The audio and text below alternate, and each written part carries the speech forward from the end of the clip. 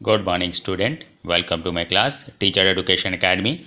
In today's class we are going to discuss our macro lesson plan of subject science. आज की जो skill हम discuss करने जा रहे हैं वो है फ्लुएंसी इन क्वेश्चनिंग। चलिए स्टार्ट करते हैं। टॉप पे हम हमेशा की तरह माइक्रो लेसन प्लान लिखेंगे, डेट लिखेंगे, आज की डेट डालेंगे 22/11/2023। सब्जेक्ट ये साइंस है। टॉपिक मैं बताऊंगा कब लिखना है। क्लास ये 9th क्लास का प्लान है, पीरियड सेकेंड और ड्यूरेशन क्योंकि मैक्रो लेसन प्लान है कितने मिनट्स की होनी चाहिए 6 मिनट्स की। और स्किल कौन सी है, फ्लुएंसी इन क्वेश्चनिंग। इसको एक और नाम से बुलाया जाता है वो है delivery of classroom questioning skill भी कहते हैं, तो आप कंफ्यूज मत होइएगा।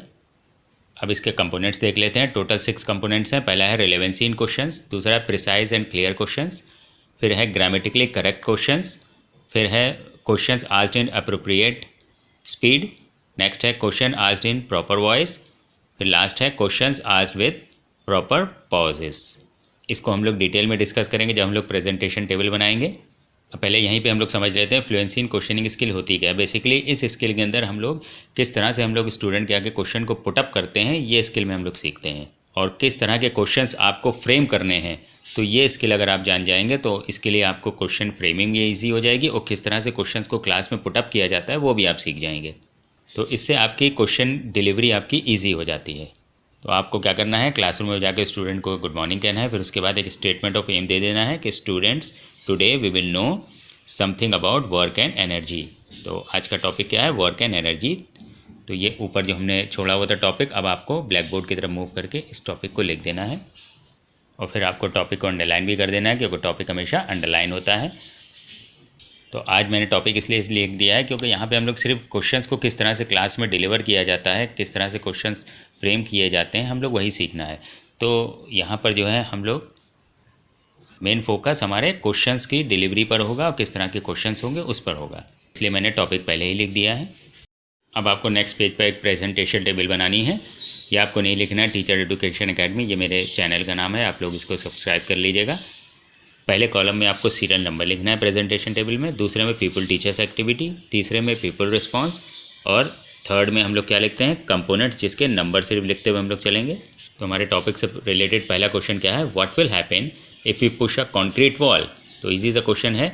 स्टूडेंट्स रिस्पॉन्स क्या है, the wall does not move. Component कौन सा यूज़ किया है, नंबर 2 है प्रिसाइज्ड, नंबर 2 है प्रिसाइज एंड क्लियर क्वेश्चंस।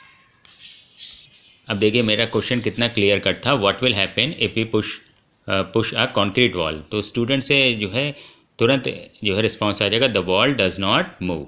तो आपको क्लियर कट क्वेश्चन पूछना है, प्रिसाइज बहुत शॉर्ट में आपको क्वेश्चंस रखना है, ऐसा नहीं बहुत लेंदी क्वेश्चन हो जाए कि स्टूडेंट कन्फ्यूज़ हो जाए। तो पहला कंपोनेंट यूज़ हो गया। नेक्स्ट क्वेश्चन पूछिए, what will happen if we push a toy car. तो स्टूडेंट से रिस्पॉन्स क्या है, the toy car would move in a forward direction. Component कौन से हैं, 1 और 2। तो पहला कंपोनेंट कौन सा है, रिलेवेंसी इन क्वेश्चंस। देखिए जो भी आप क्वेश्चन पुटअप करेंगे वो रिलेवेंट होना चाहिए, टॉपिक से रिलेटेड होना चाहिए, यानी हमारे टॉपिक की ओर ही वो क्वेश्चंस को जाना चाहिए। इररिलेवेंट क्वेश्चंस हम नहीं पूछेंगे। तो ये क्वेश्चन भी देखिए, what will happen if you push a toy car. Student response क्या है, the toy car would move in a forward direction. तो जैसा क्वेश्चन हो उसी के अकॉर्डिंग जो हम आंसर चाहते हैं वो एग्जैक्ट वही आंसर आपके निकल के आना चाहिए स्टूडेंट से। तो इस तरह से आपको क्वेश्चन को फ्रेम करना है ताकि क्वेश्चन रिलेवेंट रहे। तो एब्सर्ड क्वेश्चन पूछेंगे तो उसका कुछ भी आंसर आ सकता है। तो ये नंबर 1 कंपोनेंट भी यूज़ हो गया। नंबर 2 देखते हैं, वही है नंबर 2 जो हमने डिस्कस किया, प्रिसाइज एंड क्लियर क्वेश्चंस। तो ये क्वेश्चन भी देखिए बहुत क्लियर कट है, बहुत ही छोटा है, ज़्यादा लेंदी नहीं है। तो 1 और 2 कंपोनेंट यूज़ हो गए। नेक्स्ट क्वेश्चन पूछिए स्टूडेंट से, what causes the toy car to move. So the force makes the toy car move. Component कौन सा है, नंबर 3 क्या है, ग्रामेटिकली करेक्ट क्वेश्चंस। तो यहाँ पर देखिए अभी तक के मैंने जितने क्वेश्चन पूछे हैं इस क्वेश्चन में भी देखिए ग्रामर में कहीं पर भी मिस्टेक्स नहीं होनी चाहिए। जो भी आप क्वेश्चन पुटअप करेंगे उसकी ग्रामर सही होनी चाहिए। तो यहाँ नंबर 3 कंपोनेंट भी यूज़ हो गया। नेक्स्ट क्वेश्चन पुटअप करिए, in which direction did the toy car move. Student से रिस्पॉन्स क्या आएगा, the toy car moved in a forward direction. Easy question था, आसानी से आ जाना चाहिए रिस्पॉन्स। 3 और 5 कंपोनेंट यूज़ हुआ। 3 देख लेते क्या है, ग्रामेटिकली करेक्ट क्वेश्चंस, जो अभी हम लोग ने डिस्कस किया था, यानी ग्रामर में कोई मिस्टेक नहीं होनी चाहिए जब भी आप क्वेश्चन पुट करिए स्टूडेंट से। और 5th कंपोनेंट देख लेते हैं, questions asked in proper voice.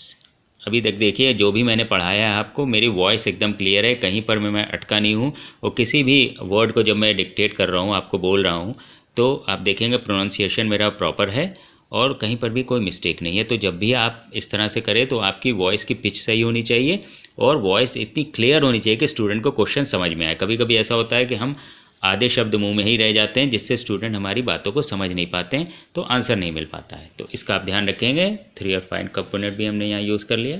अब इसमें लास्ट क्वेश्चन हम पूछते हैं, व्हेन डू वी से वर्क इज़ डन। तो स्टूडेंट से रिस्पॉन्स क्या आएगा, when an object is moved in the direction of applied force. तो इजी क्वेश्चन था, रिस्पॉन्स आ गया स्टूडेंट से। कंपोनेंट कौन से, 4 और 6। 4 क्या है, questions asked in appropriate speed. तो आप देखेंगे अभी तक जो भी मैंने क्वेश्चंस करे हैं, मेरी स्पीड सही रही है। ऐसा नहीं है कि मैं एक के बाद मैं भागता चला जा रहा हूँ। क्वेश्चन मैंने एक पूछा, रिस्पॉन्स आया तुरंत में। तो आप थोड़ा सा पॉज लीजिए और अपनी स्पीड को सही रखिए। ऐसा ना बहुत तेज़ हो जाए और ऐसा भी ना हो बहुत धीरे आप क्वेश्चन पुटअप करिए स्टूडेंट के आगे, जिससे स्टूडेंट भी बोर हो जाएँ। तो इसको आपको ध्यान रखना है। नंबर 6 कंपोनेंट देख लेते हैं, question asked with proper pauses. अभी जैसे मैंने कहा डिलीवरी कैसी होनी चाहिए कि स्पीड उसकी सही होनी चाहिए, और जब भी आप पूछे कोई भी क्वेश्चन तो प्रॉपर पॉज भी लेके पूछें। ऐसा ना हो जाए कि बहुत ज़्यादा हमने पॉज ले लिया और ऐसा भी ना हो कि एकदम ही पॉज नहीं लिया। तो क्या होगा, प्रॉपर पॉजेज लेकर आप पूछिए। आपके लिए फिर से रिपीट कर देते हैं, जैसे मैंने पहला क्वेश्चन कहा, what will happen if we push a concrete wall. तो स्टूडेंट से रिस्पॉन्स जैसे है, the wall does not move. फिर आप थोड़ा पॉज लीजिए, what will happen if we push a toy car. Student से रिस्पॉन्स आया, what causes the toy car to move? In which direction did the toy car move? When do we say work is done? तो क्या है, मैं proper बीच में possess लेता हुआ चल रहा हूँ, तो इसको आपको ध्यान रखना है। तो इस स्किल में जो है इतना ही है। आपको इस बात का ध्यान रखना है, इसमें कम से कम आप 5 या 6 क्वेश्चंस बनाइए, क्योंकि आपके पास 6 ही मिनट्स रहते हैं। तो ज़्यादा नहीं क्वेश्चंस आपको बनाने हैं कि बहुत ज़्यादा टाइम लग जाए, और बहुत कम भी नहीं करने हैं कि बहुत जल्दी प्लान ख़त्म हो जाए आपका। फिर आप ये एक ऑब्जर्वेशन टेबल बना लीजिएगा नेक्स्ट पेज के ऊपर, जिसमें सीरियल नंबर, कंपोनेंट्स जो अभी हमने डिस्कस किए थे उसको एज सच आप लिख दीजिएगा। Rating scale frequency 5 4 3 2 1। इसमें आपको कुछ नहीं करना है, आपके सुपरवाइज़र आपको मार्किंग देंगे। अगर किसी कंपोनेंट पे वो 5 देते हैं तो उसका मतलब होता है वेरी गुड।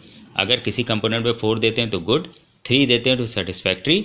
अगर किसी कंपोनेंट पे 2 देते हैं तो उसका मतलब नॉट सेटिस्फैक्ट्री, और 1 देते हैं तो पुअर। और जो भी सजेशन होंगे आपकी इस स्किल को इम्प्रूव करने के लिए सुपरवाइज़र यहाँ पर लिख देते हैं, और लास्ट में अपनी साइन कर देते हैं। आपकी माइक्रो लेसन प्लान की स्किल यहाँ पर कंप्लीट हो जाती है।